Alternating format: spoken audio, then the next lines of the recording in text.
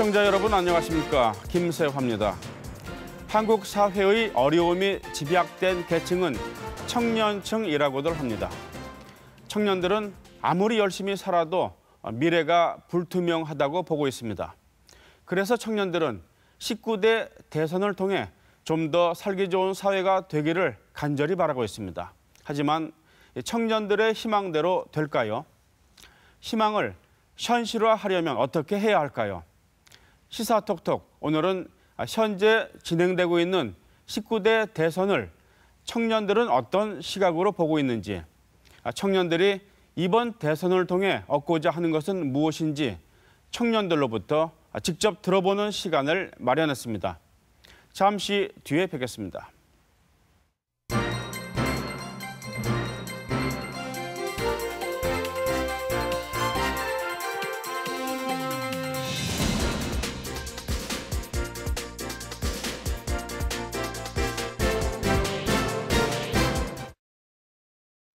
네, 우리 청년들은 19대 대선을 어떤 시각으로 보고 있을까요? 그리고 19대 대선에 거는 기대는 무엇일까요? 시사톡톡 오늘은 우리 사회 곳곳에서 청년 활동을 활발히 하고 있는 평범한 청년들, 보통 청년들을 초청해서 직접 얘기를 들어보는 시간을 마련했습니다. 그러면 이제 오늘 나오신 청년들을 소개해드리겠습니다. 먼저 박요한 씨 나왔습니다. 한국청소년교육학회 대표로 활동하고 있습니다. 다음에 이예진 씨입니다. 대구 미래여성연합 팀장으로 활동하고 있습니다. 네, 반갑습니다. 다음에 복금희 씨 나왔습니다. 한국청년유권자연맹 간사로 활동하고 있습니다. 반갑습니다. 마지막으로 천영길 뉴스맨 기자 나왔습니다. 뉴스맨은 인터넷 신문입니다. 오늘 좋은 말씀 부탁드릴게요. 자, 19대 대선을 이야기하기 전에 청년들은 어떤 사회를 꿈꾸고 있는지 그 얘기부터 들어보도록 하겠습니다. 청년은 우리의 미래라고 하지만 정작 청년들은 자신들은 미래가 없다고들 이야기를 하고 있습니다. 왜 그럴까요? 그리고 청년들이 바라는 미래는 도대체 어떤 것일까요? 얘기를 들어보도록 하겠는데요.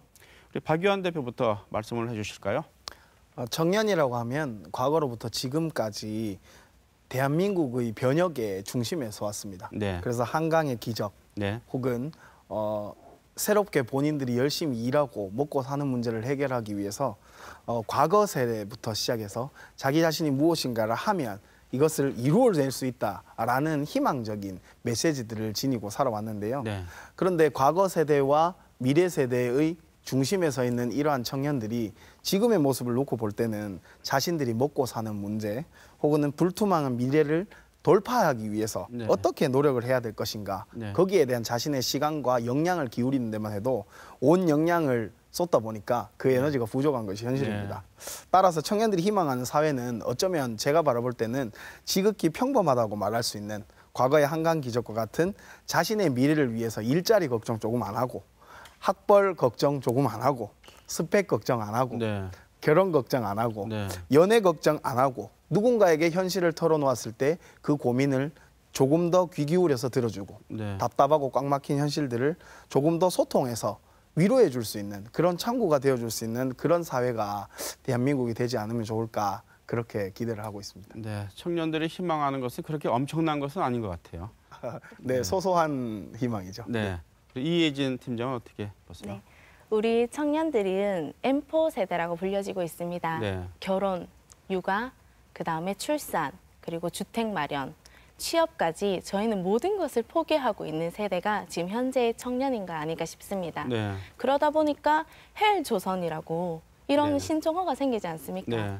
지옥과 같은 한국이라는 뜻이잖아요. 네. 그럼에도 불구하고 우리 청년들은 꿈을 한번 꾸어봅니다. 부정부패가 사라지고 네. 권력 남용이 사라지는 네. 정정당당한 나라가 네.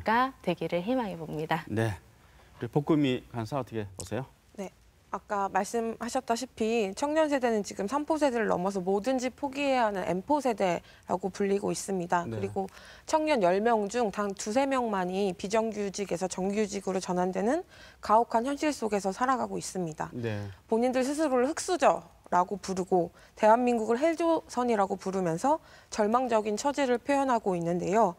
저와 그리고 제 주변에 있는 청년들이 바라는 대한민국은 굉장히 허황되고 그리고 화려한 삶을 꿈꾸고 있지 않습니다. 네. 청년들이 희망하는 우리 대한민국은 굉장히 평범한데요. 대한민국 국민 누구라도 열심히 일한다면 적어도 먹고 사는 문제는 걱정하지 않고 미래를 그릴 수 있어야 한다고 생각합니다. 네. 천용길 기자, 예. 어떻게 보십니까? 네, 청년들이 헬조선이라고 부르는데요. 네. 사실 가만히 살펴보면 청년들만 살기 힘든 건 아닙니다. 네. 네, 그런데도 유독 청년들이 지금 대한민국 사회를 더 힘들게 느끼는 이유는 아마 그 현실과 그리고 우리가 배워온 대한민국이라는 나라에 대한 괴리가 아닐까 싶습니다. 네.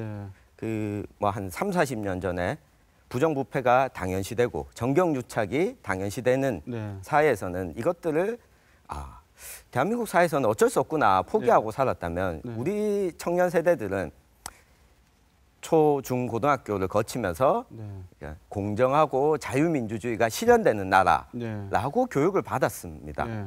그럼에도 불구하고 정작 사회에 나오게 되면 불공정과 네. 그리고 차별이 만연한 네. 이런 모습들을 보면서 더 힘들어하고 앞으로 살아갈 네. 미래가 더 길기 때문에 아무래도 더 힘들어하는 것 같습니다. 이런 불공정함과 그리고 가치들이 좀 제대로 실현될 수 있는 나라가 네. 청년들이 바라는 나라가 아닐까 생각해 봅니다. 네. 공정하고 정의로운 나라를 청년들은 꿈을 꾸고 있습니다. 그래서 이번 19대 대선에 거는 기대가 그 어느 때보다 더 클 것 같아요. 우리 천용길 기자는 요새 이제 이 지역 민심을 많이 듣고 있을 것 같은데 네. 이번 19대 대선의 의미를 어떻게 생각하고 이해하고 있는지 네. 그래서 이 19대 대선에서 청년들이 거는 기대는 무엇인지 어떻게 보십니까? 네, 청년들에게 이번 대선은 박근혜 전 대통령 탄핵과 구속으로 이루어진 조기 선거입니다. 네. 그리고 이러한 탄핵 과정에서 청년들도 직접 거리와 광장에서 부당함과 불공정함에 대해서 이야기를 하면서 촛불 집회에 참여했습니다. 네. 그리고 이 결과 탄핵이 이루어졌고 대통령 선거까지 치러졌기 때문에 청년들은 어느 정도 이번 대선에서는 지난번과 같은 실수가 있어서는 안 되겠다라고 하는 생각들 많이 가진 것 같습니다. 그런데 청년 일자리 문제가 많이 이야기되고 있습니다. 그런데 가만히 살펴보면 박근혜 전 대통령도 청년 일자리를 늘리겠다고 공약을 했습니다. 그런데 이것이 드러나는 방식은 임금 피크제 네. 등과 같이 기성세대를 잘라내고 네. 그리고 청년들이 이 단물을 다시 받아야 된다는 세대 간 갈등으로 많이 유발했는데 그것이 아니라 이번에는 진짜 청년들이 다른 세대들과 상생하면서 청년들의 권리를 보장받을 수 있는 대통령 선거가 되길 기대하고 있습니다. 네. 복구미 간사는 이번 19대 대선의 의미를 어떻게 생각하시고 또 청년들이 이 대선에서 거는 기대는 무엇이라고 보십니까? 어쨌든 이번 제19대 대선을 향한 청년들의 관심은 그 어느 때보다도 굉장히 뜨겁다고 생각을 합니다. 네. 최근 중앙선거관리위원회 여론조사를 봐도 네. 20대, 30대 적극 투표 의향은 이례적으로 높게 나타나고 있는데요. 네. 전 다양한 이유가 있다고 보지만 그중에서도 가장 중요한 것은 박근혜 전 대통령을 탄핵시킨 승리의 경험이 네. 20대의 인식을 바꿔왔다고 생각을 합니다. 네. 기존에 원래 과거 20대들은 굉장히 정치를 혐오하고 정치인이라고 하는 그 이미지를 굉장히 부정적으로 바라봤는데요. 물론 지금도 마찬가지긴 하지만 결국 청년들이 참여하고 청년들이 바꾸지 않으면 이 세상은 바뀌지 않는구나라는 걸 인식하게 된 것 같습니다. 네. 그리고 나의 문제를 해결하는 데 있어서 정치가 중요하고 나의 한 표로 무엇인가를 바꿀 수 있다는 확실한 믿음이 생겼다는 게 굉장히 좋은 것 같고요. 네. 그래서 이번 제19대 대선에서 관심이 높고 또 나의 문제 그리고 우리의 문제, 청년의 문제를 해결하고 삶을 바꿀 수 있는 중요한 기회라고 바라보고 있는 것 같습니다. 네. 그래서 이번 선거에서 청년들의 투표율이 높을 것 같습니까? 굉장히 높을 거라고 기대하고 있습니다. 네. 자, 이혜진 팀장 어떻게 보세요? 네. 19대 대통령 선거가 아무래도 우리 모든 국민들이 모여서 촛불로 일궈냈기 때문에 네. 이제 이 선거가 어느 때보다 조금 특별하다고 생각합니다. 네. 그런데 준비 기간이 너무 짧다 보니 모든 대선에 나온 후보자들이 하는 말이 거의 비슷하다고 저는 이제 느껴지거든요, 개인적으로. 네. 그러다 보니까 사실 누구를 뽑아야 할지, 네. 누구를 뽑아야 잘 뽑았다고 할지 사실 좀 두렵기도 합니다. 네. 그래서 과거에도 우리 그 박 대통령님께서도 그런 말씀하셨잖아요. 네. 경제 살리기 하겠다. 네. 그리고 우리 청년들 취업난 해결해 주겠다라는 공약을 굉장히 세게 얘기하셨었고 저희는 그때도 당연히 기대를 많이 하고 있었습니다. 네. 하지만 현실은 아시다시피 대기업부터 시작해서 중소기업, 소기업까지도 정리해고에 들어가고 그러면서 정리해고한 그 부분에 우리 청년들이 취업을 했냐? 그것도 아닙니다. 그래서 이번 대통령 선거 때 이렇게 우리 후보자님들께서 공약을 굉장히 많이 하지 않습니까? 우리 청년들을 위해서도. 그래서 그 공약들이 꼭 좀 이루어졌으면 하는 바람입니다. 네. 네. 그렇죠. 박의원 대표는 어떻게 보세요? 대구시 청년위원회 활동도 하고 계시죠? 네. 네, 아주 다양한 활동을 많이 하고 계신데, 네네. 네, 어떻게 보세요? 19대 대선이 그야말로 정치에 대한 참여 그리고 시민들이 함께하는 힘으로 만들어진 선거이기 때문에 이제는 그런 스스로에 대한 참여들을 통해서 이루어진 선거에 대한 내용들이 현실화가 얼마나 가능할까에 네. 포커스를 맞춰서 좀 생각하면 좋을 것 같은데요. 네, 스스로가 겪고 있는 사회 전반에 대한 고민들을 함께 나누고 본인들이 진정으로 원하고 꿈꾸어가는 나라를 만들어가기 위해서 어떤 후보자가 이제는 이것을 현실화시켜서 공약을 지켜줄 것인가. 청년 유권자가 스스로 선택해야지만 이것이 이루어질 수 있다라는 데에 의미를 두지 않나라고 생각합니다. 네. 특별히 이제 지금 그 대한민국은 4차 산업혁명 그리고 6차 산업시대 뭐 이러한 용어들을 많이 쓰시면서 본인들의 피부에 와닿는 일자리라든지 육아 문제 그리고 임신, 출산, 주거, 복지, 교육과 같은 다양한 키워드를 쏟아내고 있는데 이런 다양한 키워드에 맞는 정책과 공약을 쏟아내는 것만 그치는 것이 아니라 네. 이제는 직접적으로 현실화시켜주고 그러한 노력들을 해줄 때에 이런 선거들이 정말 피부에 와닿는 네. 기대가 되는 그런 선거가 되지 않을까라는 생각을 합니다. 네. 이렇게들 기대가 많은데 한 걸음 더 들어가서 그러면은 그 19대 대선에 거는 기대가 과연 현실화될 수 있을 것인가 이 얘기를 나눠야 될 것 같습니다. 먼저 청년들 시각에서 볼 때 지금 19대 대선이 진행되는 양상을 보면은 뭐 어떻다고 평가를 하시든지 그 얘기를 좀 들어봤으면 좋네요. 복구미 간사부터 네. 해주실래요?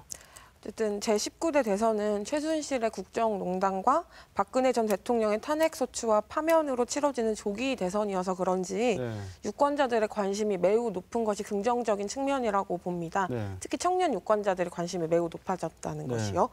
하지만 후보들은 많으나 공약과 비전을 검증할 시간이 다른 선거들에 비해서 굉장히 짧고 또 이에 따른 후보 간의 네거티브 선거 네. 전략 네. 그리고 상호 비방이 극심한 것이 좀 네. 이번 제19대 대선의 부정적인 측면이라고 생각합니다. 네.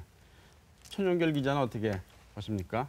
네, 그 긍정적인 면은 그 두 가지 정도가 있는 것 같습니다. 네. 어쨌든 이 박근혜 대통령 탄핵 그리고 그간 있어 왔던 헌법에 위배된 행위에 대해서 지금 19대 대선에 나온 후보들도 문제를 해결해야 된다. 그리고 네. 다시는 반복해서는 안 된다라는 이야기를 하고 있기 때문인데요. 네. 그리고 또 한 가지는 그 일자리 문제가 이번 대선에서 주요한 의제로 떠올랐습니다. 네. 그 지난 두 번의 대선 역시 마찬가지였는데요. 네.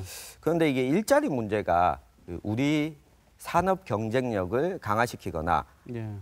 또한 그 청년들이 힘들어하고 있는 청년들에 대해서 좀 시혜를 주는 방식으로 네. 그 대통령 선거 후보들이 공약을 내고 이야기가 되고 있는 것 같아서 네. 좀 아쉬운 면이 있는데요. 네. 그 기자님이 그 대학을 다니던 시절에는 졸업하고 나면 취업 걱정 안 했죠? 예, 취업 걱정을 할 이유가 없었죠. 네. 게다가 취업하기 전에 입사해서 배워야 될 그리고 해야 될 일에 대한 이 공부들을 미리 할 필요가 없었던 거죠. 네. 이 기업들이 교육하고 하는 것들을 부담했어야 되는데 네. 지금 청년들은 이걸 다 갖추고 네. 취업을 준비를 해야 되는 상황이죠. 이런 부분들에 대해서 기성세대와 대통령 후보들도 나이로 보면 기성세대들입니다. 이런 부분들을 조금 더 집중 조망해서 이야기를 해주면 어떨까 하는 아쉬움이 있습니다. 네, 알겠습니다. 우리 이혜진 팀장은 그 대구 미래 여성연합 이 활동을 활발하게 하고 계신데 네. 여성들 반응도 많이 들을 것 같아요. 지금 이 돌아가는 선거의 양상에 대한 어떤 뭐 비판도 많이 있을 수 있고 네. 뭐 긍정적인 측면도 있을 수 있겠습니다만 어떻게 보십니까? 일단 이제 우리 여성들에 대한 공약이 사실 그렇게 많지 않다는 게 조금 아쉬운 점입니다. 네. 이제 뭐 사건 사고들도 사실 굉장히 많이 일어나지 않습니까? 네. 예, 이제 심리적으로 불안정한 사회가 되다 보니 이제 사건 사고가 많이 일어나는데 거기에 타겟이 되는 것은 다 여성입니다. 네. 하지만 그 여성들을 지켜주는 법안이라든지 뭐 사고가 다 일어나고 나서 처리하는 거 그런 방법 네. 말고 네. 예, 사전에 예방할 수 있는 법안이라든지 네. 그리고 여자분들이 결혼을 하고 나서 취업을 또 이제 자녀 출산하고 나서 복직을 할 때 네. 복직을 사실상 할 수 없습니다. 네. 공무원, 대기업 다니는 사람들은 육아휴직도 있고 네. 하지만 우리 일반 직장인들 육아휴직 아직까지는 쓸 수 없거든요. 네. 그래서 그런 이제 여러 가지 문제점에 대해서는 여성에 관련해서 약간 이제 네. 공약이 부족해서 조금 네. 아쉬운 점이 있습니다. 네. 미흡한 점을 말씀을 해주셨는데요. 네. 박유한 대표는 어떻게 보십니까? 저는 19대 대선에서 네. 기본적으로 모든 후보자들이 청년이라는 키워드를 이야기하고 있는 것 자체가 긍정적인 측면이 아닌가라는 네. 생각을 해봅니다. 네. 기존 대선까지는 이제 청년이라는 키워드를 통해서 네. 후보자들이 공약이나 정책들을 발표한 사례들은 일자리를 제외하고는 거의 없었습니다. 네. 그러나 이제 19대 대선에서는 청년들에 대한 층이 중요하다. 또한 뭐 SNS라든가 청년들 스스로가 이런 정치에 대한 참여들을 통해서 네. 청년이라는 세대들이 일어나야지만 대한민국이라는 사회가 있다라는 네. 청년에 대한 집중적인 관심들을 표명하고 있다는 점에서 긍정적으로 생각을 하고요. 네. 다만 그러한 후보자들이 내놓고 있는 공약이라든지 정책들이 너무 일자리 중심에 초점이 맞춰져 있다 보니까 청년이라는 계층이 네. 청년이라고 얘기하는 취업 준비생 네. 혹은 취업에 지금 현재에 있는 일자리에 속해져 있는 청년들에 국한된 것이 아니라 네. 군인이라든지 네. 대학생이라든지 네. 혹은 결혼을 준비하고 있는 예비 신혼부부라든지 네. 청년에 대한 다양한 계층에 맞는 네. 맞춤형 공약들이 조금 더 쏟아져서 네. 이런 청년들에 대한 키워드 혹은 청년이라는 계층에 대한 이해도에 맞는 공약들이 조금 더 구체화시켜서 있으면 좋지 않겠나라는 아쉬운 점이 있는 것 네. 같습니다. 그럼 한 가지 더 질문 드릴게요. 결국엔 같은 질문인데, 자, 이렇게 19대 대선에 거는 기대가 큰데 긍정적인 면도 있지만 부정적인 면도 이렇게 있지 않습니까? 자, 그래서 차기 정부가 만약 이런 식으로 간다면 차기 정부가 청년들의 기대를 지금 충족시켜 줄 것 같습니까? 지금 이대로 간다면은 어떻게 보세요? 현재 시점에서 기본적으로 네. 그 어떤 후보가 어떻게 당선될지 모르는 상황에서 네. 지금 현재 이렇게 그 어떤 후보가 100% 네. 공약을 지켜줄 것으로 생각합니다라는 것은 조금 시기상조가 아닌가라는 네. 생각을 좀 들고요. 네. 동시에 모든 후보자들이 내놓은 공약 자체가 모든 청년 유권자들을 대변할 수 있는 네. 100% 맞춤형 공약은 사실 아닙니다. 네. 그렇기 때문에 이 내용 자체를 가지고 공약이 현실화됐다고 해서 모든 유권자들에 대한 마음을 사로잡는다는 네. 것은 현실적으로 불가능하지만 네. 그래도 이제 어떤 후보자가 19대 대선에 당선이 되시더라도 네. 가장 중요한 것은 청년들이 기대나 혹은 무조건적으로 청년들의 요구에 맞는 충족을 시켜줘야 된다라는 쪽에서 생각하기보다는 좋은 정책들과 네. 나름대로의 좋은 공약들을 내주셨으니 이런 것들을 본인 스스로가 처음부터 시작해서 끝까지 꼼꼼하게 체크하셔서 이런 것들이 현실화될 수 있도록 네. 노력하는 자세 그리고 진정성 있는 완수해 나가는 자세 그런 것들을 통해서 보여주신다면 청년들의 유권자의 마음들도 어느 정도 사로잡지 않을까라는 네. 생각을 해봅니다. 네, 어떤 이제 믿음을 결국 얘기를 하셨는데요. 이혜진 팀장은 어떻게 보십니까?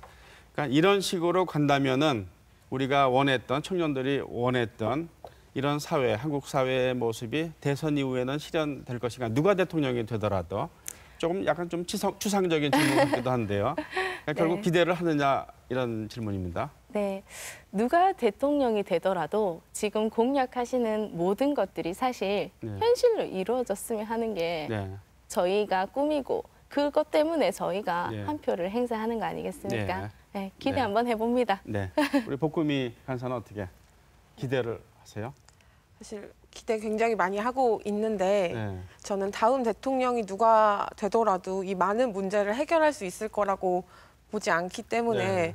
조금 계속해서 청년들과 소통을 하고 청년들의 목소리를 귀 기울이는 그런 과정들이 필요하다라고 네. 봅니다. 대통령 후보 가운데 누가 되더라도 네. 사실 청년들은 많은 기대를 하고 있지 않습니다. 그게 사실인 것 같고요. 네. 그래서 청년들은 그 누가 대통령이 당선되면 내 삶이 달라지느냐라고 질문하는 청년들이 많은데요. 네. 결국은 그 이야기에 어떻게 귀를 기울이느냐 하는 문제인 것 같습니다. 네. 가령 경상북도 여기 봉화나 네. 영양 같은 산골 오지에서 농사를 짓고 있는 청년이 있다면 네. 이들의 삶은 지금 대통령 후보들이 공약한 도시, 대도시 위주의 청년들의 네. 상과는 다를 수밖에 없습니다. 네. 그렇다면 우리가 대통령에 당선된 사람이라면 대한민국 국민들이 어떤 방식으로 사는지 이 청년들이 어떻게 살아가고 싶은지 이야기를 우선 듣고 이런 자료들부터 우선 수집하는 게 첫 네. 번째가 아닐까 네. 하는 기대를 겁니다. 거기에는 청년들의 적극적인 정치 참여가 네. 필요할 것도 같고요. 네. 네. 대선을 앞두고서 이 발표된 후보들 공약 가운데 청년을 대상으로 한 이 공약들이 좀 있습니다. 많다고는 볼 수가 없지만은 뭐 한두 가지씩 10대 공약 중에서 이게 이제 한두 가지씩은 있는데 그러니까 큰 주제로 말이죠. 이 공약을 좀 본격적으로 평가를 했으면 합니다. 자, 청년들이 보기에 이 대선 후보들이 내놓은 이 청년 공약 어떻게 평가들 하세요? 어느 분부터 말씀하시겠습니까? 네, 천 기자부터. 네, 아무래도 일자리 관련된 네. 공약이 많았습니다. 네. 그래서 일자리 공약을 좀 간략하게 정리를 해보면 이렇습니다. 그 하나는 어쨌든 청년 일자리를 늘리는 건데 네. 이 늘리는 방식이 어떤 거냐의 네, 문제입니다. 네. 공공부문 일자리를 늘리겠다는 공약도 있고요. 네. 그리고 청년을 채용하는 고용을 하는 중소기업에 지원금을 주겠다는 공약들도 있고요. 그리고 이 중소기업에 취업하는 청년들에게 직접 지원금을 주겠다는 공약들도 있습니다. 그런데 이게 가만히 살펴보면 고용을 하고 나서 네. 시간이 지나고 나면 네, 청년들 또한 이게 청년을 벗어나서 중장년이 됩니다. 네, 청년들이 일자리 문제에 많이 고민을 하게 되는 이유가 지금 현재 양질의 일자리를 가질 수 있느냐 그리고 이후에 좀 더 비전이 있는 일자리인가 두 가지를 주되게 봅니다. 네. 그런데 이 공공부문 일자리를 보면 한 가지가 문제가 좀 되는 게 있는데 이 공무원으로 채용하는 게 아니거든요. 공공부문이라고 해서 네. 지금 공무원들 같은 경우에 인건비 총액이 제한돼 있기 때문에 네. 공무원을 채용할 수 없습니다. 네, 그러면 그 도급 계약이나 하청 계약 형태로 네, 이렇게 1, 2년 단기간 일할 수밖에 없습니다. 네. 그러면 청년들은 1, 2년 정도 시간을 보내고 나면 또다시 다른 일자리를 찾기 위해서 그때 또 그에 맞는 취업 준비를 해야 되는 상황입니다. 네. 그래서 여기에서 좀 질이 좋은 일자리를 어떻게 보장할 것이냐. 네. 이 부분에 대해서 좀 대선 후보들이 미흡한 게 아닌가 하는 네. 아쉬움이 듭니다. 네, 그러니까 일자리가 지속 가능한 양질의 예. 일자리가 아니라 예. 그러니까 임시방편의 일자리가 예. 대부분이다. 지금 공약대로 한다면은 그런 지적을 했습니다. 복금이 간사 어떻게 보세요? 저희 한국청년유권자연맹에서 이제 네. 얼마 전에 캠프에 공식적으로 네. 대표적인 청년 공약 5가지를 주십시오라고 네. 요청을 한 적이 있습니다. 그래서 네. 이제 그 5가지를 받았는데요. 네. 근데 보면 정말 내용 비슷비슷합니다. 네. 숫자 조금 바뀌고 단어 조금 바뀐 정도인데요. 사실 그 공약들을 보면 가장 답답했던 부분이 뭐냐면 그 실현을 위해서는 많은 복지 재원이 사실 필요한데 네. 공약에 비해서 좀 재원 확보 방안이 좀 미약한 것 같다는 생각을 많이 했습니다. 네.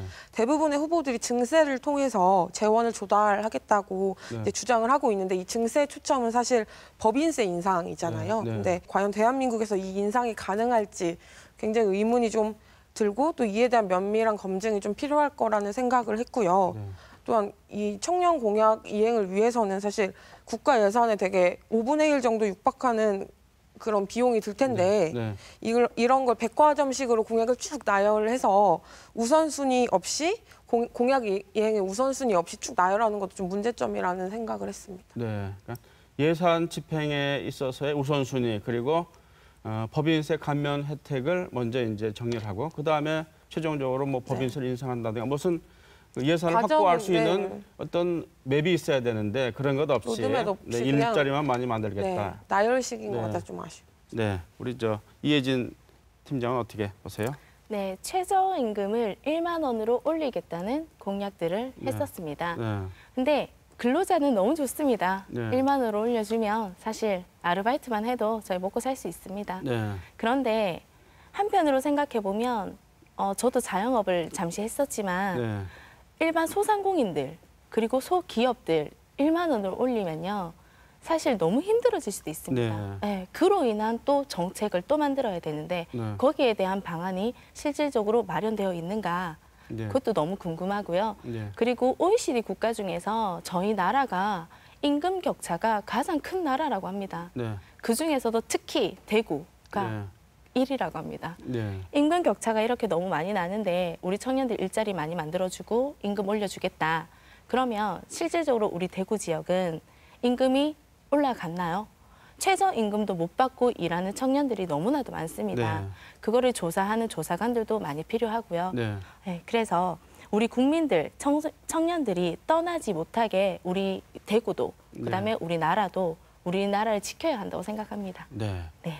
박유한 대표는 어떻게 보세요? 공약 분석을 해주시죠. 공약에서 기본적으로 모든 그 후보자들이 네, 청년 이꼴 일자리라는 네. 키워드로 대변될 만큼 네. 일자리에 너무 집중돼 있는 공약들을 쏟아내고 있다 보니까 네. 그 일자리 하나를 양산하고 만들어내는 데에 초점을 맞출 게 아니라 네. 그 일자리를 만들어준다라고 했었을 때에 네. 어떠한 문제점들이 발생하는지 또는 네. 그 이면에서의 공약들은 또 어떤 것들이 추가되어야 되는지 그런 면밀한 검토가 좀 필요하다고 생각을 하는데요. 네. 이를테면 대학생들을 위한 일자리를 양산해 주겠다라고 하면 지금 이제 시중에 있는 그 지방에 있는 사립대들에 있는 대학생들을 만나보면 대학생들의 대부분이 4학년이 되면 졸업하지 않습니다. 네. 그 얘기는 5학년, 6학년을 보내면서 스스로가 졸업을 유예시키고 또 졸업 유예를 통하여 말미암아 다른 해외라든지 본인이 다녀오면서 유학을 떠난다든가 혹은 자격증이나 스펙 등을 본인들이 쌓기 위해서 본인들이 그러한 스스로의 부담을 안아야 되는 형국을 보여주고 있는데요. 네. 그러한 부담들을 고스란히 청년층에게 오고요. 또 동시에 대학생들의 초점을 맞추다 보니 대학생 이면에 고등학교를 졸업하고 난 이후부터 시작해서 취업을 하기 전까지에 있는 사회박 청년들 이러한 청년들에 관련돼 있는 공약도 전혀 전무한 상태이고요. 네. 그리고 동시에 또 대학교 이후에 새롭게 창업을 해라. 창업을 하면 지원금을 주겠다라고 해서 창업을 한 청년들을 보면 창업 이후에 대한 네. 재교육이라든가 네. 혹은 재창업에 관련돼서 새롭게 취업을 하고 싶어하는 청년들에 대한 공약이 미흡한 상황이거든요. 네. 그래서 이거는 청년들에 대한 계층들을 이해도가 조금 부족하고 네. 또 청년들에 대한 공약들을 하는 데 있어서 청년 이꼬르 취준생 네. 혹은 청년 이꼬르 일자리라는 등식 안에서만 청년들을 놓고 보기 때문에 이러한 문제들이 좀 발생하지 않나 싶거든요. 네. 그 공약의 내용도 중요하지만 그 신뢰성을 얻으려면 네. 실현 가능성을 명백하게 분명하게 제시해야 되는데 하여튼 그런 점에서는 부족한 것이 많다는 얘기입니다. 네, 천 기자. 제가 뭐 아까 이혜진 팀장님이 이야기하셨던 네, 그 최저임금 1만 원에 대한 공약 그 후보들이 내세웠는데요. 네. 당장 최저임금 1만 원 하겠다는 공약을 낸 후보들은 없습니다. 왜냐하면 그 최저임금은 매년 최저임금위원회를 통해서 결정이 되고 매년 인상분이 결정이 됩니다. 그런데 우리가 가만히 생각을 해보면 네, 최저임금은 그만큼 주라고 결정하는 게 아니라 네. 이 정도도 안 주면 법으로 처벌한다. 네. 그러니까 최저임금을 받고 계산해 보면 1만 원을 계산해 봐도 연봉이 2,400만 원 정도밖에 안 됩니다. 네. 청년들한테 그러한 일자리를 가지고 일하라고 하면 더 부족하기 때문에 더 좋은 일자리를 찾으려고 노력을 할 수밖에 없습니다. 네. 이걸 보면 우리가 최저임금 1만 원이 문제가 아니라 그렇다면 과연 왜 청년들에게는 저임금으로 지급해도 되는지 그 청년들을 저임금으로 부려먹는 네. 네, 이런 문제를 좀 해결할 수 있는 공약들이 나와야 되는데 딱 금액에만 초점이 맞춰져 있는 것 네. 같고요. 또 한편으로는 이런 문제가 있습니다. 이 후보들 가운데 공약에서 청년들이 정치에 적극적으로 참여할 수 있는 방안에 대해서 네. 공약이 거의 부족합니다. 네. 네. 뭐냐면요. 그 청년들이 갑자기 투표권이 생겨서 나는 이제 투표하러 갈 수 있구나. 네. 라고 투표하러 가게 되는데 우리 교육에서 보면 학교에서 정치적인 이야기를 한다는 이유만으로 징계를 받거나 네. 그리고 제지를 당하는 청소년들도 많이 있습니다. 네. 이런 면에서 보면 우리 청년들이 정치적 경험들을 많이 할 수 있는 그 청소년 정치 참여권을 좀 낮추고 그리고 피선거권도 상당히 높은 연령대에 속합니다. 대통령 후보의 경우에는 40세가 넘어야 되고요. 국회의원은 네. 26세가 넘어야 되고요. 네. 이런 청년들이 정치에 적극적으로 참여할 수 있는 공약을 낸 후보들이 조금 더 나와야 되지 않을까 하는 아쉬움이 듭니다. 네, 사실 최저임금 10,000원은 이제 단계적으로 올려서 10,000원 일정 기간 내에 10,000원 올리겠다 이런 것인데 그것보다 좀 더 근본적인 공약이 이제 필요할 것 같고 그리고 정치 참여 기회를 제공할 수 있는 그런 정책들이 나와야 된다 이런 얘기를 종합적으로 한 것 같습니다. 그리고 복금이 간사는 또 그 공약 얘기를 한다면은 어떤 점이 있을까요? 또 저는 사실 박근혜 대통령이라고 딱 하면 불통, 네. 밀실에 갇혀 있는 대통령의 느낌이 굉장히 강했다고 생각을 합니다. 네. 그래서 좀 이제 앞으로의 대통령은 좀 청년들과 계속해서 소통할 수 있는 창구를 마련하는 게 가장 중요할 거라고 좀 보는데요. 네. 좀 뭐 예를 들어 월 1회 청년들과의 소통을 의무화해서 네. 청년들과 정기적으로 이야기를 듣고 네. 또 공감대 높은 청년 정책을 함께 이야기를 하다 보면 네. 좀 저희가 지금 이런 토론회를 통해서 이야기하고 있는 지점들이 많이 해결될 수 있지 않을까라는 네. 좀 생각을 하고요. 네. 네. 공약에 이제 부족한 네. 점들을 지금 얘기를 해주시는데 네. 이혜진 팀장은 또 어떤 점이 좀 아쉽습니까? 이 공약 내놓은 걸 보면은 일단 저희가 와닿지가 않아요. 네, 현실성이 조금 떨어지는 것 같아서 조금 아쉽고요. 네, 가장 큰 문제는 정책은 참 잘 만들어냅니다. 네, 워낙 똑똑하신 분들이 만들어내다 보니 네. 정책은 잘 만들어지는데 네, 그거를 실질적으로 우리 청년들이 활용을 할 수 있냐. 네, 그게 더 큰 문제인 것 같습니다. 네. 정책을 만드는 사람과 네. 정책이 정작 필요한 우리 청년들이 네. 일단 가장 큰 문제는 커뮤니케이션이 안 된다는 네. 거죠. 네. 그러다 보니까 정책이 만들어져도 우리 청년들이 활용할 수 없고 네. 활용을 하려고 보니까 너무 복잡한 구조로 되어 있다 아, 보니 네. 네. 하다가도 중간에 포기하는 거죠. 네. 그런 점이 조금 아쉽습니다. 네, 그런 점이 있겠군요. 네. 박유한 대표는 또 어떤 점들이 아까도 있을까요? 네. 일자리 문제에 대해서 얘기했으니까 네. 그 일자리 문제 조금 추가적인 말씀을 드리자면 네. 일자리의 문제 같은 경우에는 실질적으로 후보자들이 지금 현재 국가 차원에서 내놓아야 되는 그런 후보자들의 문제만은 아니라고 생각합니다. 네. 뭐 이를테면 17개 광역시도와 229개에 있는 기초지자체 네. 모두가 고민하고 있는 문제가 일자리가 아닌가라는 생각이 네. 들고요. 그렇게 되다 보면 그 중앙 정부에서 하고자 하는 일자리에 대한 문제에 대한 해결과 그리고 지방 정부 그리고 또 지방에 있는 기초지자체들에 이르기까지 함께 공감하고 만들어낼 수 있는 그런 협업 체계들이 조금 더 고민이 돼야 된다는 생각이 들고요. 네. 중앙정부에서 공공기관에 관련돼 있는 일자리나 민간 관련돼 있는 기업들에 대한 수요들을 늘려서 일자리를 창출하겠다는 것이 네. 실질적인 기업이나 지방 조직 또는 행정 조직에 이르기까지 이런 것들이 함께 아우러질 수 있는 그런 협치들에 대한 기반 시스템들이 되지 않으면 이 내용들이 불가능하지 않겠나 이렇게 전망을 하거든요. 네, 사실 일자리 공약은 우리 사회가 일자리를 만들어낼 수 없는 구조의 이 사회이기 때문에 일단은 일자리를 이러이러한 식으로 뭐 만들겠다 이렇게 공약을 한 것 같습니다만 우리 청년들 얘기는 그렇다면 좀 더 근본적으로 일자리를 직접 만들기보다는 일자리가 양산될 수 있는 그런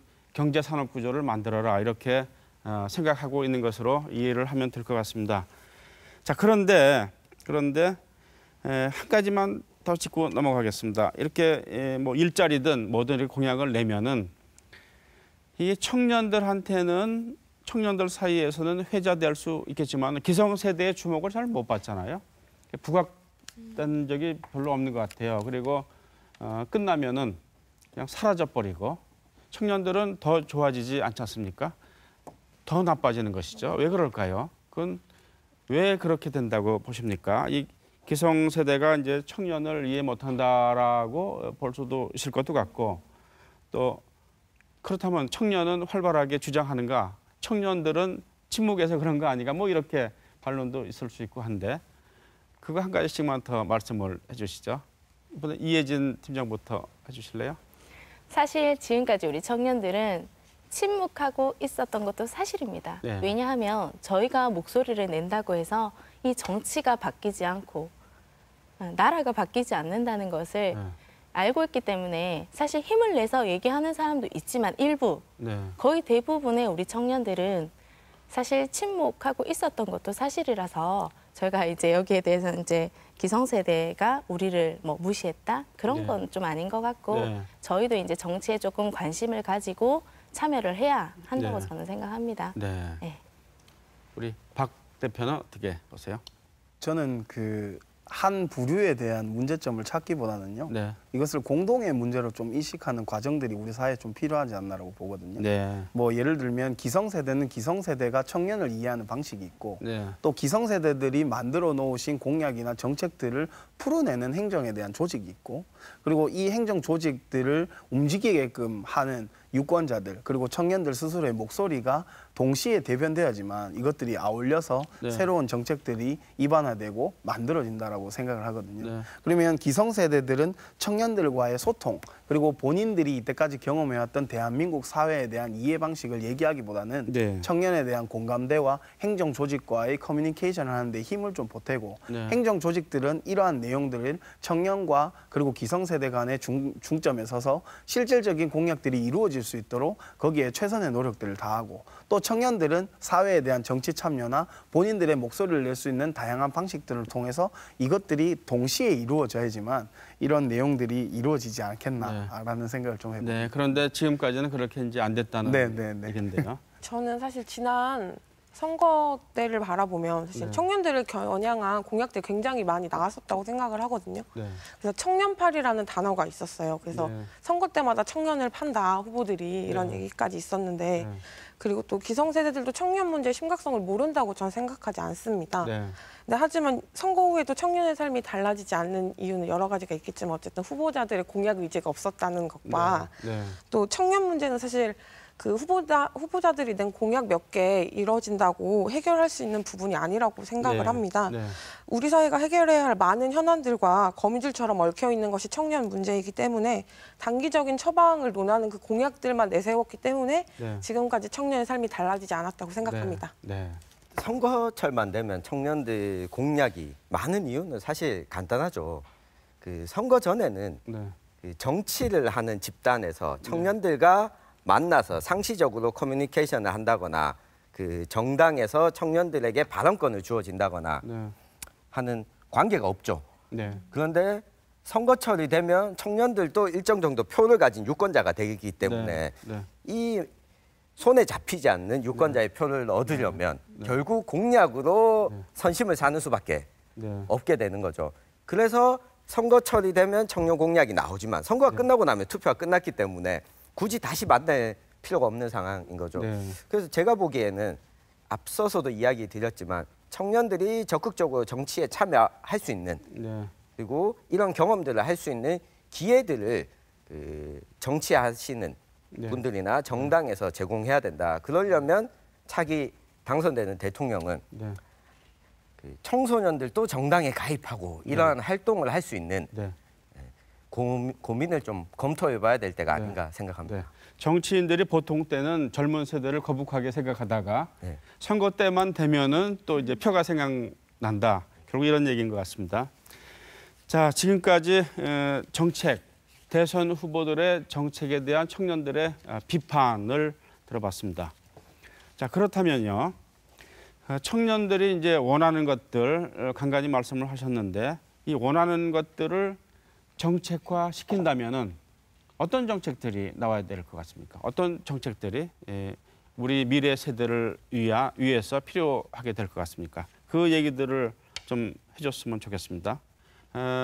청년 문제 이꼴 일자리 이런 낡은 도식일 수도 있는데 그것을 포함하는 그것을 좀 더 극복하고 그 문제를 근본적으로 해결할 수 있는 어떤 진짜 정책들을 말씀하신다면 어떤 것들이 있을까요? 네. 네, 그럼, 청 기자. 네. 그 일자리 이야기도 많이 나오지만 아까 저희 박유한 대표님도 말씀하셨지만 청년 중에는 군인도 있고 네. 그리고 청년 중에서 자영업을 하거나 창업을 하는 청년들도 있습니다.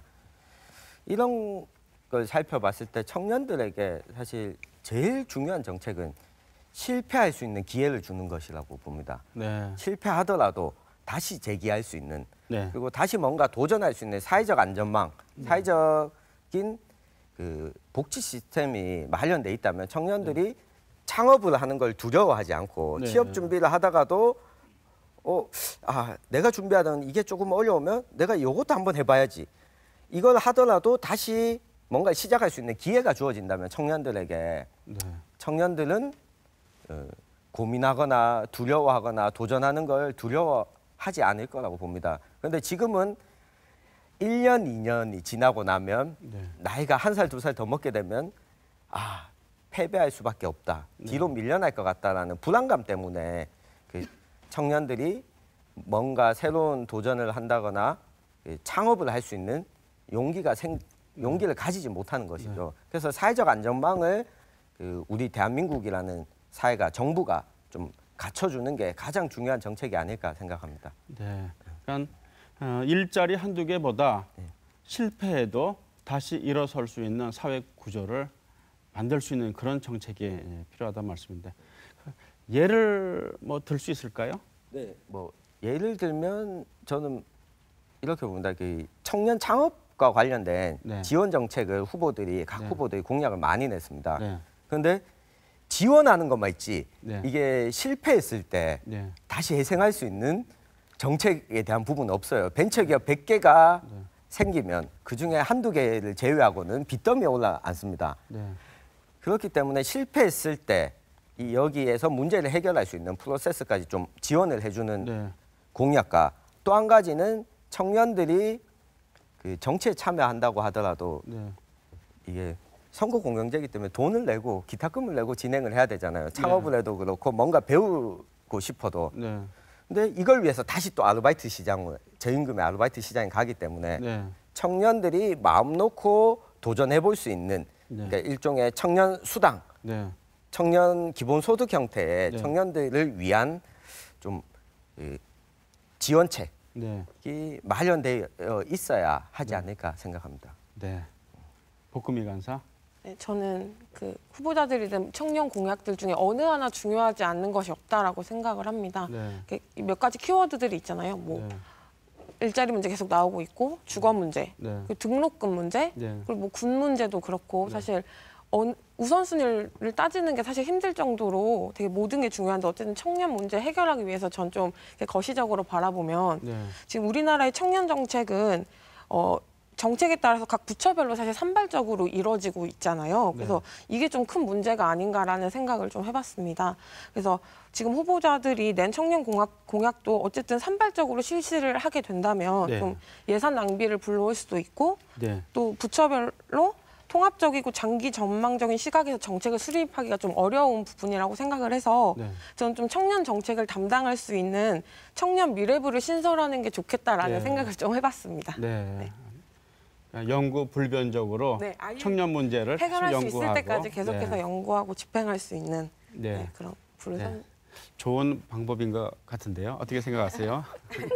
네. 좋은 방법인 것 같습니다. 저는 청년의 문제, 취업이라든지 이런 다른 문제들도 있지만 저는 청년이자 이 나라의 한 여성입니다. 그래서 이제 여성에 대한 얘기를 조금 더 하고 싶은데요. 네. 초고령화 사회에 접어들었다는 뉴스를 굉장히 많이 하잖아요. 그러면은 그 해결 방안이 뭘까요? 출산을 해야 네, 됩니다. 네. 근데 출산을 해야 되는데 저희 나라에서 지원되는 거는 사실 임신을 하자마자 지원되는 것은 이제 뭐 1인 50만 원 네. 지원이 되고 뭐 네. 쌍둥이의 경우에는 90만 원이 지원되고 네. 하지만 혹시 임신 해보셨습니까? 주변에 임신한 사람 있습니까? 네. 저희는 하도 오래돼서 네. 50만 원 가지고는 사실 병원비 몇 번 왔다 갔다 하면 없습니다. 그리고 이제 자녀를 낳아도 봐줄 사람이 없기 때문에 대부분의 여성들은 산후조리원에 들어가게 됩니다. 네. 근데 산후조리원을 제가 알아보니까 250만 원에서 300만 원 정도가 든다고 하는데 아무것도 정부에서는 우리 여성들에게 지원해 주는 건 없습니다. 네. 그러면서 출산을 장려한다. 라는 얘기만 계속 출산을 해라. 라는 얘기만 합니다. 한 사람을 키우고 우리 자녀를 키우는데 3억이라는 돈이 든다고 합니다. 평균적으로. 네. 고액가해를 하지 않아도 네. 3억이라는 정도의 돈이 드는데 출산 장려만 하지 실질적으로 그 3억을 우리가 마련하기에는 먹고 사는 문제도 있고 집도 없는 일반 청년들이 네. 그 문제까지 해결하기는 너무 힘들기 때문에 점점 출산율이 낮아지고 네. 고령화 사회가 된다고 생각하는데 그 문제를 근본적으로 해결하고자 하는 적극적인 모습이 보이지가 않아서 네.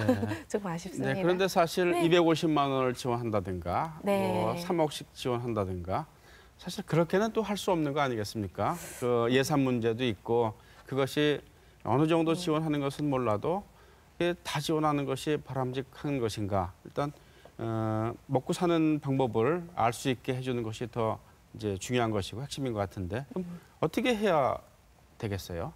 기본적으로 그렇게 보면, 네. 사실 요즘 세상에 네. 굶어서 죽는 사람은 없습니다. 네, 그래서 먹고 사는 거는 기초적으로 당연히 네, 내가 먹고 살려면 당연히 일을 해야 되는 게 당연한 것이기 네, 때문에 네.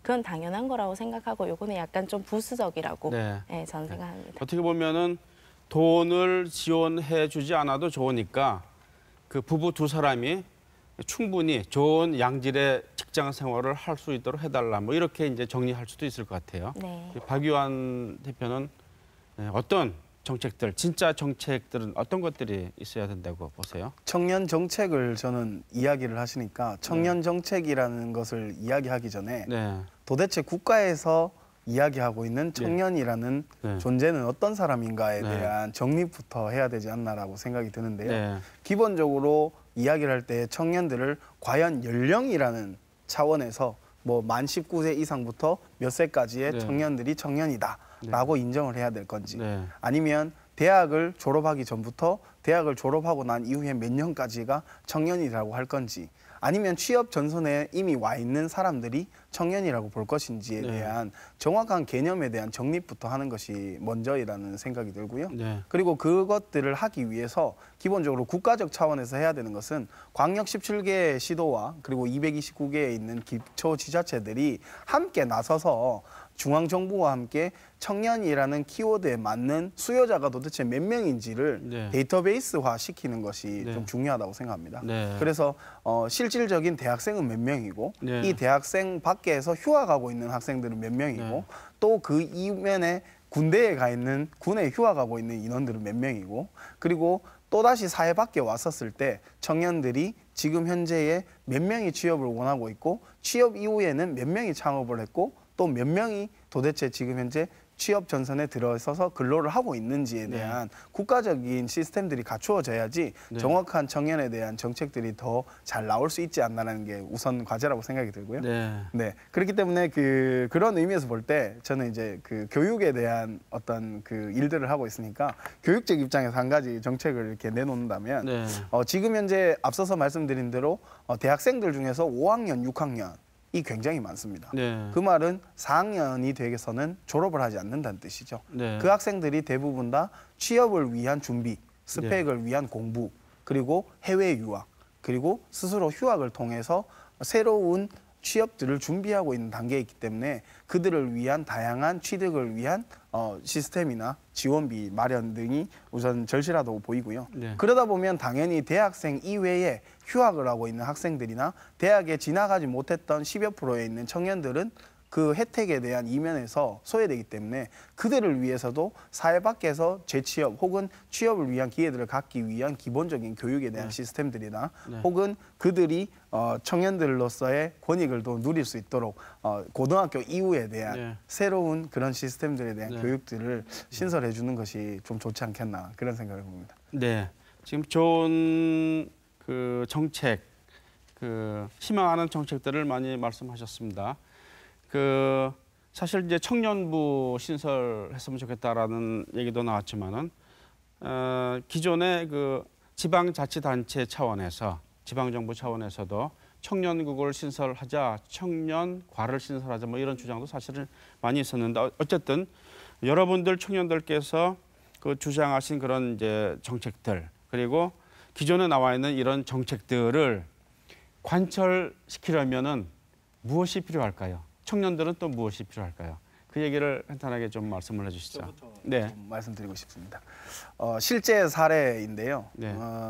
저는 이제 대구광역시에서 대구의 청년 정책과 신설을 직접적으로 주장한 사람이고 네. 그것을 통해서 청년 정책과가 대구에 신설이 되었습니다. 네, 그런데 이제 그 대구에 있는 청년 정책과를 바라볼 때에 크게 두 가지 관점으로 바라볼 수 있는데 네. 첫 번째는 청년 교육을 담당하고 있는 부서는 교육청소년 정책관실이라는 곳에서 담당을 하고 있고 네. 그리고 청년 정책과에서는 그 이면에 있는 청년에 대해서 조사를 하고 있는데 제가 사회박 청년에 대한 수요 조사를 계속적으로 말씀드리는 이유가 실제로 교육청소년 정책관실에 가서 사회 밖에 있는 청년들을 위해서 만 24세 이전에 있는 청년들에 대한 재교육이나 고등학교 졸업하고 난 이후에 취업 전선에 이르기까지 이들을 위한 교육 시스템들을 좀 마련해 줬으면 좋겠다라고 건의를 드렸더니 이것은 해당 소관부서의 일이 아니라 이쪽에 있는 청년과에 가보시라고 얘기를 하시는 겁니다. 그래서 청년과에 다시 가서 청년과에서 이러이러한 부분들이 필요합니다라고 말씀드렸더니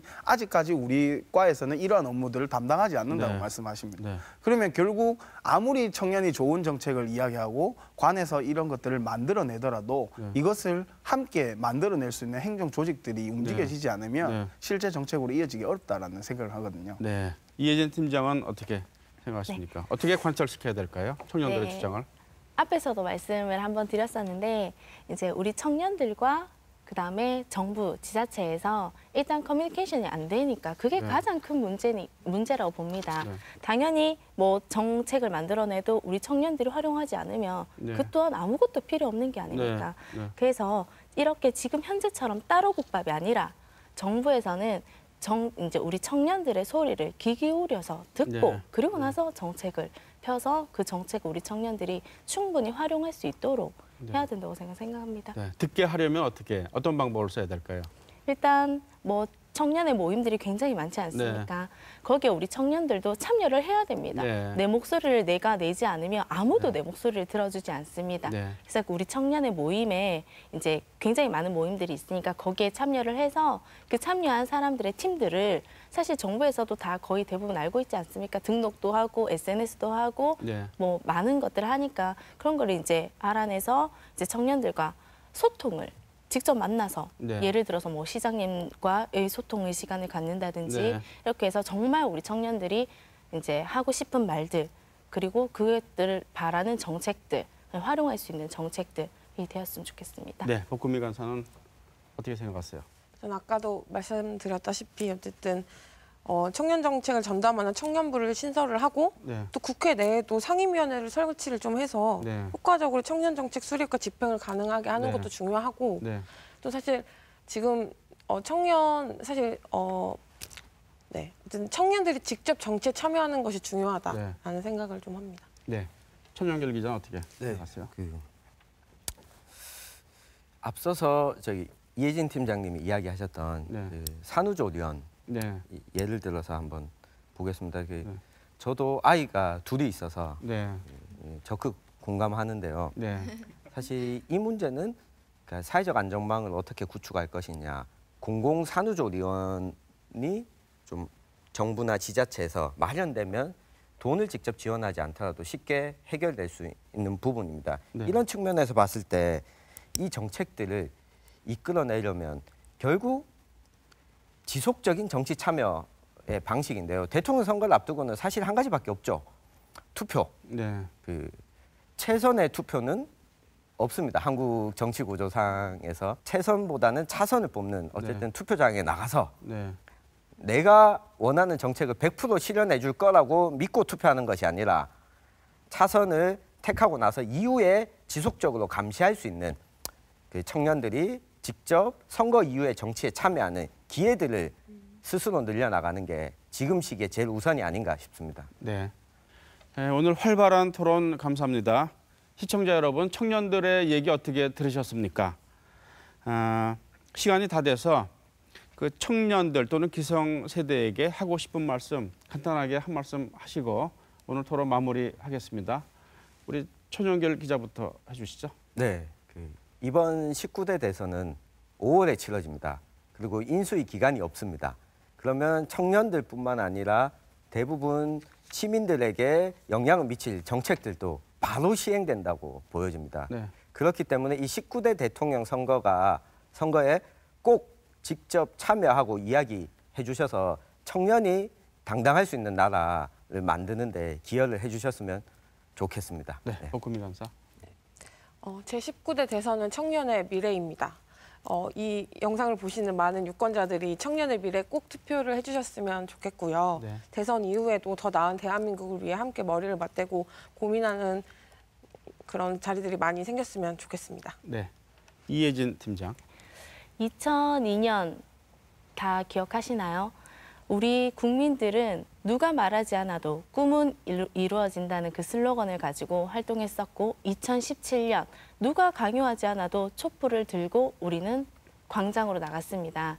지금 우리의 소리를 높여야 변화할 수 있습니다. 그래서 우리 국민들, 우리 청년들 한 표가 굉장히 소중하고요. 그리고 마지막으로 하고 싶은 거는 꿈은 반드시 이루어진다는 겁니다. 네, 박유한 대표. 저는 기성세대들에게 조금 말씀드리고 싶은데요. 네, 아직까지 우리 청년들에게는 꿈과 희망이 있습니다. 네, 대한민국 헬조선이라고 하지만 미래와 희망을 꿈꾸는 청년들이 있기 때문에 대한민국 무너지지 않습니다. 네. 이러한 미래 세대의 대한민국을 짊어 나갈 그런 청년들이자 동시에 우리 어른들과 함께 나아가야 할 인생의 동반자라고 생각합니다. 이러한 청년들의 문제에 앞으로도 변함없는 지지와 관심을 좀 부탁드렸으면 좋겠습니다. 네, 청년들이 그리는 미래를 보면 대체로 기성세대가 밑그림으로 깔려 있는 것 같습니다. 그런 그림은 미래를 그린 것이 아니라 현재를 모사한 것입니다. 과거를 축적한 DNA는 과거를 모방한 것이 아니라 과거와는 다른 완전히 새로운 DNA라고 합니다. 19대 대통령 선거는 대체로 고질적인 과거를 답습하고 있습니다. 기성세대가 변화를 꾀하고 앞으로 태어날 새 정부가 사회를 혁신하려면 그 핵심 동력은 청년일 것 같습니다. 시사톡톡 오늘은 여기서 마치겠습니다. 시청자 여러분 감사합니다.